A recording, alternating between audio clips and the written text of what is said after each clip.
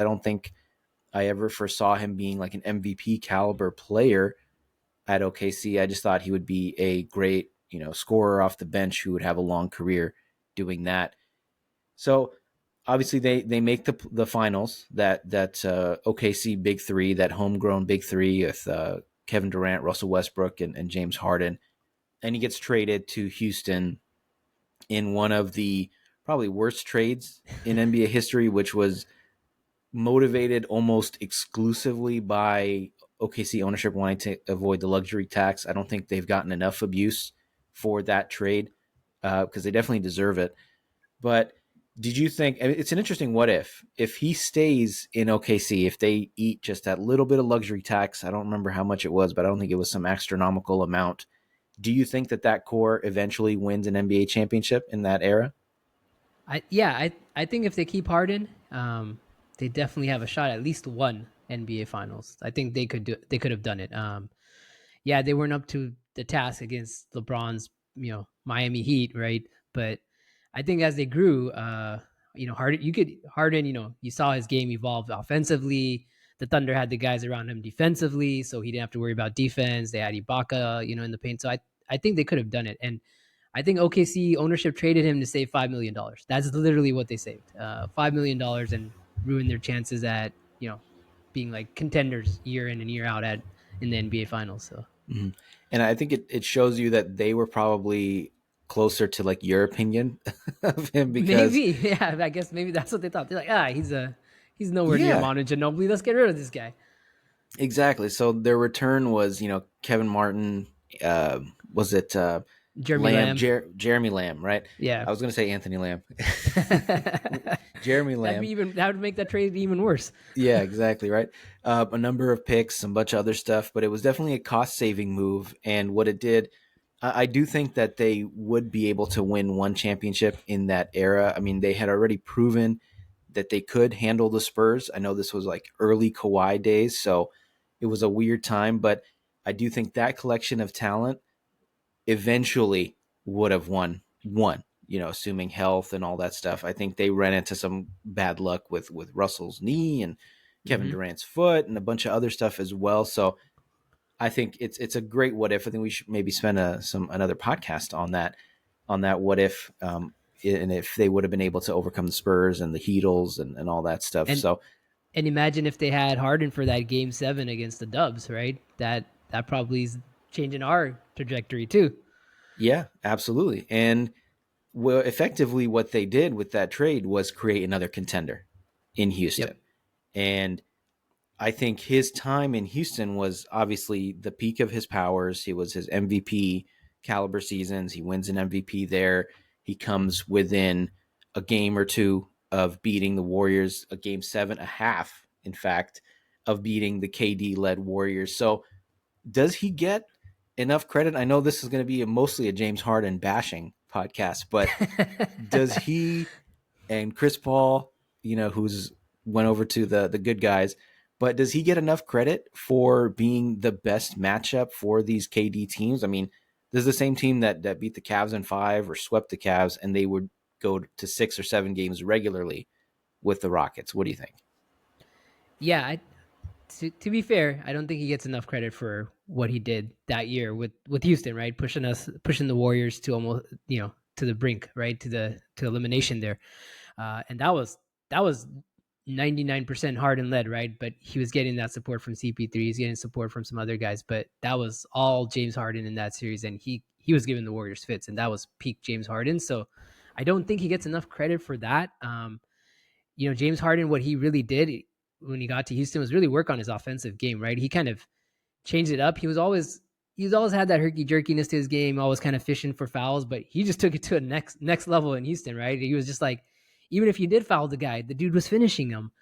He was getting regular, and one plays, and he was just, he was creating moves that we haven't seen before, right? Like that, he's taking that step back off a hop, and like people haven't seen that. Like people are mimicking James Harden and the crazy stuff he's doing. So he upped it a level, and I will give him credit for that. Offensively, he did up it a level in Houston and really push the Warriors to the brink. But then a lot of stuff happens after that. Mm-hmm. So Yeah, that we'll get to really makes you question the guy. Yeah, we'll get to the quitting that happened in Houston. No sugarcoating here. So, I mean, you mentioned that he worked on his offensive game. You mentioned that he was able to draw contact and draw these fouls.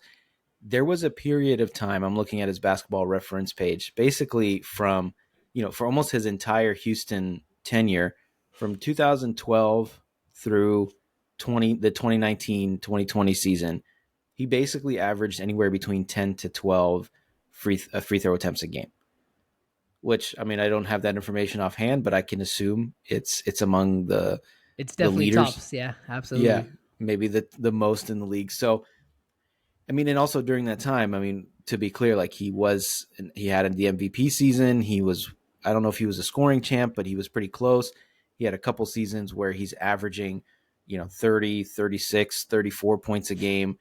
And he's starting to get this reputation as, at least in the regular season, one of the greatest scoring guards in the history of the game. What do you make of that? What did you think of that style of play? And do you think that that is a, again, this is going to be mostly bashing, but we'll try to give him some credit here, maybe not. What do you think of him being anointed as one of the best scorers ever? Is that I mean, just a mark of the era? What do you think?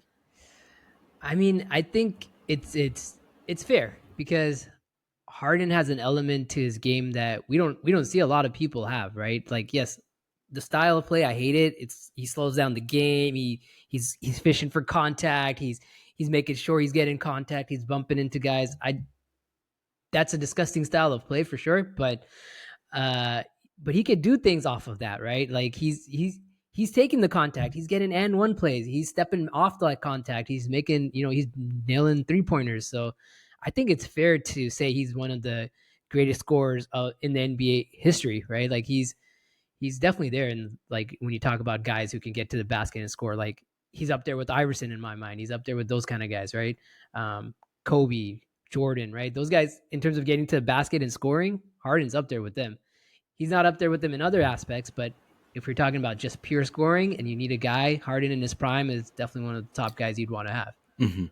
Yeah, I think there's just like this visceral reaction that people that don't like him have to I call them shenanigans, the flopping, Yeah, there's the theory that he grew out his beard not just for like a fashion statement, but to people add yank some his beard. dramatic Yeah, effect. yeah, Yeah, he had that trademark.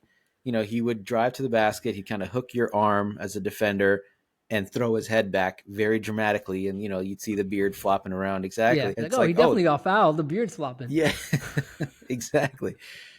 So yeah, there is that reaction that you get, is especially if you already have a negative opinion of him.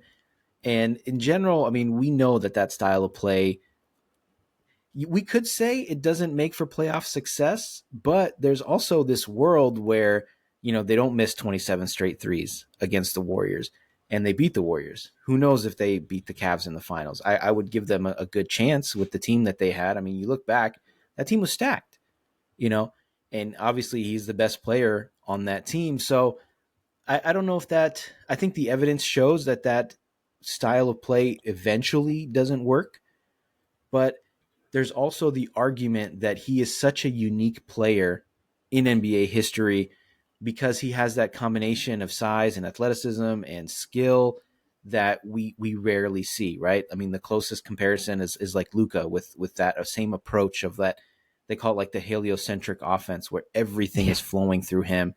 yeah. But I think even he was better at drawing the contact, better at drawing the fouls, even better at maybe distributing than Luca was, because he still got these other guys involved, Ariza, PJ Tucker, Chris Paul, whatever it is. So maybe he's just such a unicorn, and I don't want to use that word in his favor, but maybe he's just so unique that it could have worked on that team.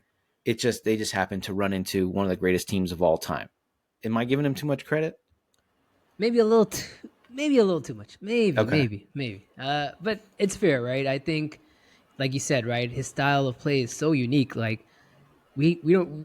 You go back in NBA history, you can't even find a comp for Harden, right? Like you're like, is he Iverson? Is he Paul Pierce? Is he who is he, right? Because he brings all elements of those guys, right? And you're like, it's hard to put a finger on who is Harden, right? In terms of his style of play. You could say some of his game is Iverson, some of his game is Paul Pierce. You could see a little Kobe in his game. You could see a little, Chris Paul in his game. So he brings all of that to the table. Um, it's just that he's a his playing style is unique, and he's a unique personality, and at some point it caught up to him and it got too much for Mm-hmm. him, right? Because how much beating can you take? How much beating can your body take in the NBA? Like if you're averaging 15 free throws a game, how much is your body taking, right, to get to Yeah. those 15 free throws a game? He's getting beat up year in and year out, and at some point, and we see this now with him, it's caught up, right? Mm-hmm. He can't do that anymore. He can't, and that's like half his game is gone, right? Because he was predicated on getting that contact, and his body's just so beat up. It's hard for him. I mean, he can still do it but he's not getting those 15 free throws a game Yeah. anymore. So I think it took a toll on him physically, mentally to kind of play that way and not win. And that's kind of where we see the nosedive start to happen. Yeah. And I think, even if you are getting to the line, 10, 15 times a game, and some of them are exaggerated contact, we'll say, you're still getting contact, you're still putting your body on the line, you're still going into the paint, and like you said, that thing that does add up. So I think aside from those Warriors series where you could say that, they definitely ran into the superior team, he has gained a reputation of being a playoff choker.